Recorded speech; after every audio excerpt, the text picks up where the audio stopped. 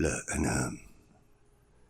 يستوي النوم عندي باليقظة لو فقدت تأثيري على العالم ونظامه. لم أتخلص من ذكراها بعد.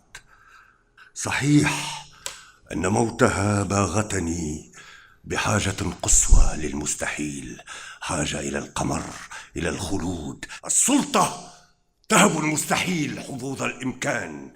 منطق تفتتت به حدود حريتي ونسبيتها، جاز لها المطلق. حاججت شعبي، كم يتكلف له المنطق.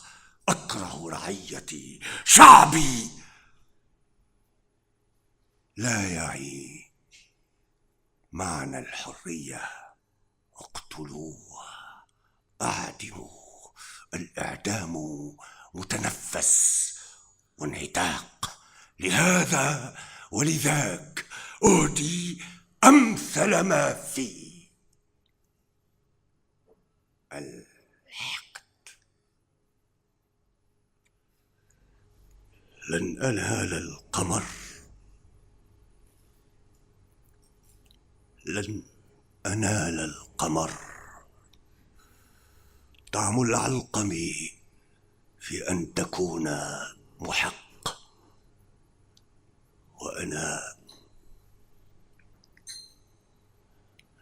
أنا محق. Enfin. Mais je ne suis pas fou, et même je n'ai jamais été aussi raisonnable. Simplement, je me suis senti tout d'un coup un besoin d'impossible. Les choses telles qu'elles sont ne me semblent pas satisfaisantes. C'est une opinion assez répandue. Ce monde tel qu'il est fait n'est pas supportable. J'ai donc besoin de la lune, ou du bonheur, ou de l'immortalité, de quelque chose qui soit dément peut-être, mais qui ne soit pas de ce monde. Allons, Caius, c'est une vérité dont on s'arrange très bien. Regarde autour de toi. Ce n'est pas cela qui les empêche de déjeuner. Alors c'est que tout autour de moi est mensonge, et moi je veux qu'on vive dans la vérité. À quoi donc puis-je t'aider? À l'impossible. Je ferai de mon mieux. Pour moi, je volerai franchement. Ça vous changera des gagnes petits.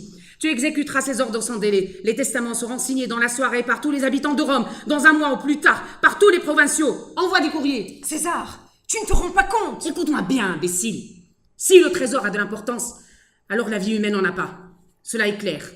Tous ceux qui pensent comme toi doivent admettre ce raisonnement et compter leur vie pour rien, puisqu'ils tiennent compte.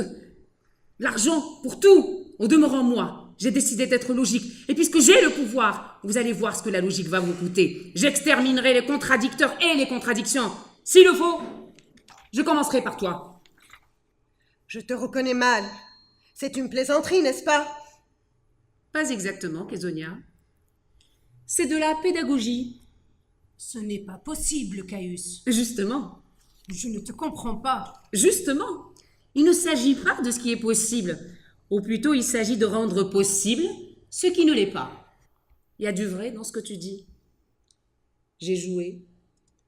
Quel cœur ignoble et ensanglanté tu dois avoir. Comme tant de mal et de haine doivent te torturer.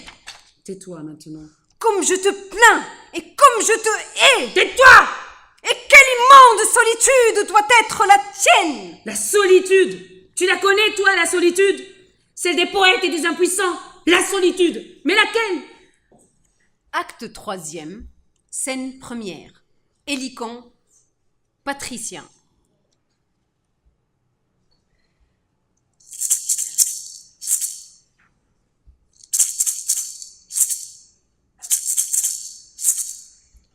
Approchez, approchez, approchez, grossier mortel. Le miracle sacré s'opère devant nos yeux.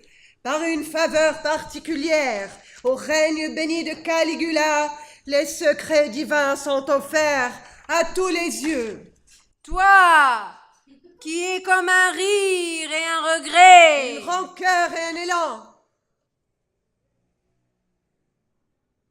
Une rancœur et un élan. Enseigne-nous l'indifférence qui fait renaître les amours. Enseigne-nous l'indifférence qui fait renaître les amours. Instruis-nous de la vérité de ce monde, qui est de non point à voir. Instruis-nous de la vérité de ce monde, qui est de non point à voir. Et accorde-nous la force de vivre à la hauteur de cette vérité sans égale. Et accorde-nous la force de vivre à la hauteur de cette vérité sans égale. Pause. Pause.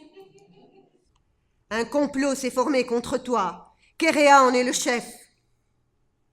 J'ai surpris cette tablette qui peut t'apprendre l'essentiel. Je la dépose ici.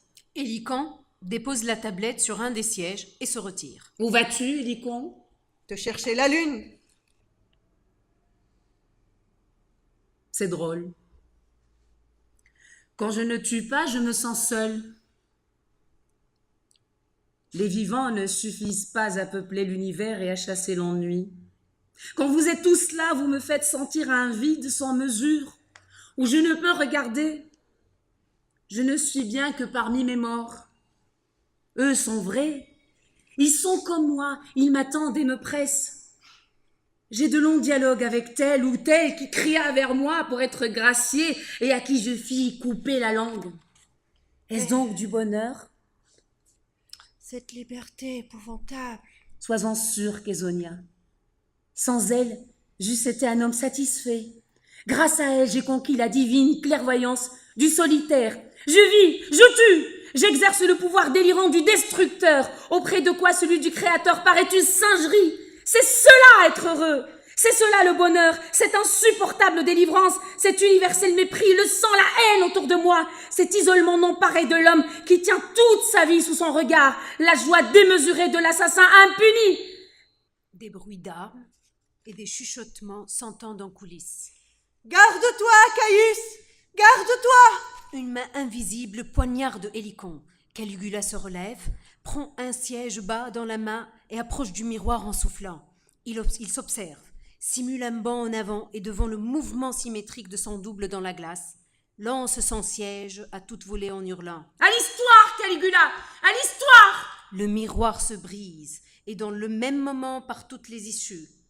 Entre les conjurés en armes, Caligula leur fait face. Avec un rire fou, le vieux patricien le frappe dans le dos.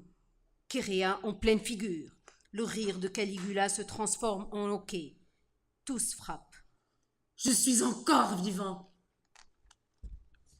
Fin du texte.